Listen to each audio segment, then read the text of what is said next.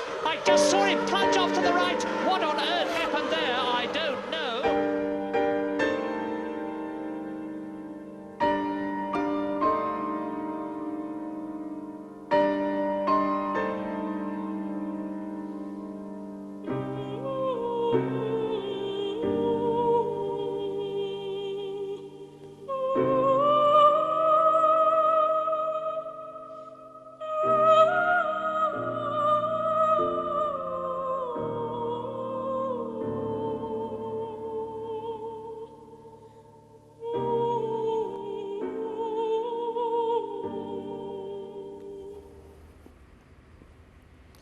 Tamburello at Imola.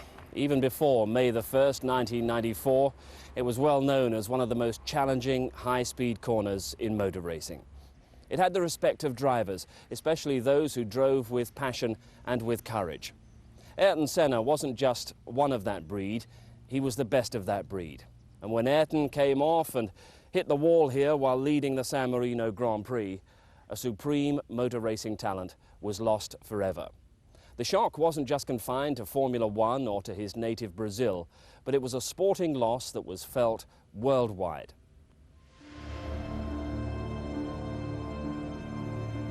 He was a genius, there's no doubt about it.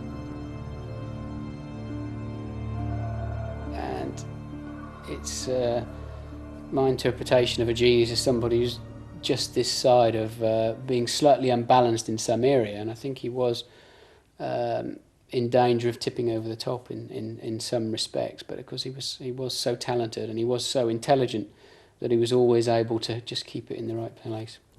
When I thought that I was committed 100% or 99% for Formula One, because the 1% missing is maybe my family or my children or a different way of life, he was committed 110%. No, his biggest strength was mentally.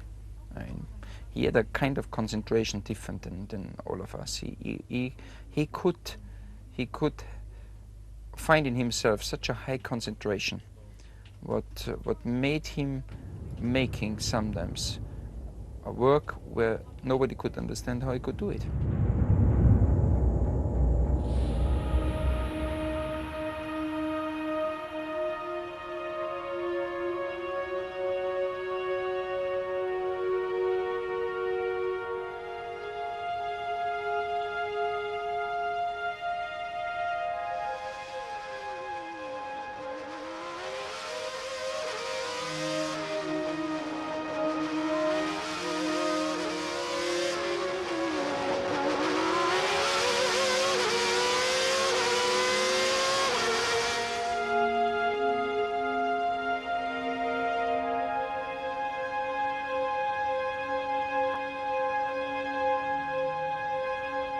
Even before Ayrton Senna's death, it had been a tragic weekend here.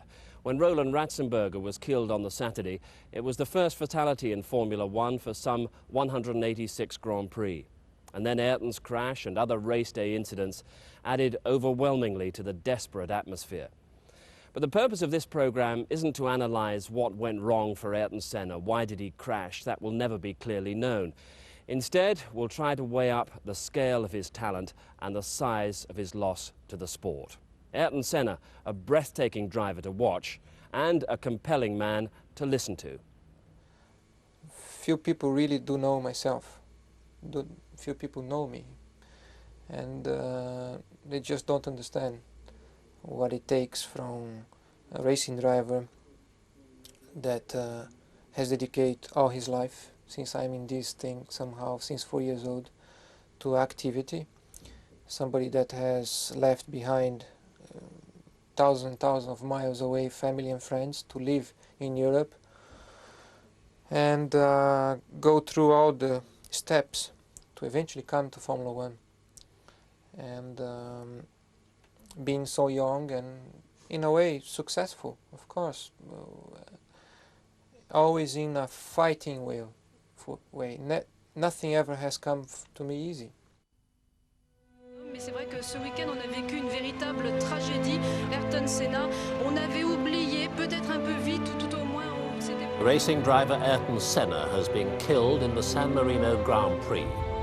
Senna a queste 今の日本のこの F1 の人気はなかったんじゃないかという、そんな気がする。He died doing something that he desperately wanted to do, and I don't think he would have wished it any other way. He was special. I mean, he was not one step, he was 2 steps better than everyone else. I thought he was bulletproof, and I mean, it hurt big time. Of his generation, Senna was the best.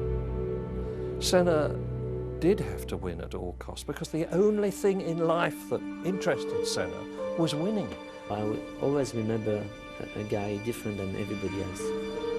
It meant something to the world. It didn't mean just something to our little world of motor racing. It was Nelson Mandela in South Africa, and Ayrton Senna's died. I was perfectly all right at Ayrton's funeral until I went to pay my respects to his mother. And then suddenly the horror of it came. 3 years with him, believe me, I was thinking day and night how I can beat this guy. And usually you always find weakness on the teammate, and then you start to work on this weakness, to increase his weakness and to make you strong at these points. And with him, I just didn't find anything. He was quick in qualifying. He was unbelievable quick in the racing, consistent quick. He was quick in overlapping. He was quick in the rain. He was quick in street circuits. He was quick in quick circuits. So finally, I sit there and say, shit, how am I going to beat this guy? He just finished his race at Donington and he won it. And he wanted to get back and see his friend Richard Gugelmin, who he was sharing a house with at the time, race here in Formula Fords. I had a company, Mazda at the time, and Harry said, right, I'm driving. And this was driving with his race suit on, and he probably still had the garland around his neck, and we set an all-time record for getting from Donington to here. And I had to pick up a book and put it in front of my face, because I've never been so terrified in my life, because he would go into roundabouts like he goes into this corner here, flat, then sorts it out. Yeah. And I said, well, what if a tractor comes out of a side turning? Couldn't happen. He's Senna. Wasn't going to happen to him. Yeah, okay. And we got here, and the Mazda never really went properly again after that. That was it. I was out on the circuit. I just completed a qualifying run, and I was coming in. I saw a car in the mirrors coming, very, very quickly indeed. I realized that it was a car on a qualifying lap. It was black. There was the familiar yellow helmet in my mirrors, so it was Senna on a committed lap. I gave him all the space I had, and he came through. And it was in a part of the circuit at Brands Hatch, Dingledell, out of Westfield Bend, down into Dingledell, then up Dingledell into Dingledell Corner. And something, I mean, I just sat there gobsmacked, because I'd done what I had done, wherever it was in the grid, and here was a guy in a car, and that car, to me, was dancing. It was like rain just dancing off a pavement. He had control of the car, yet he had the car running in a way was just...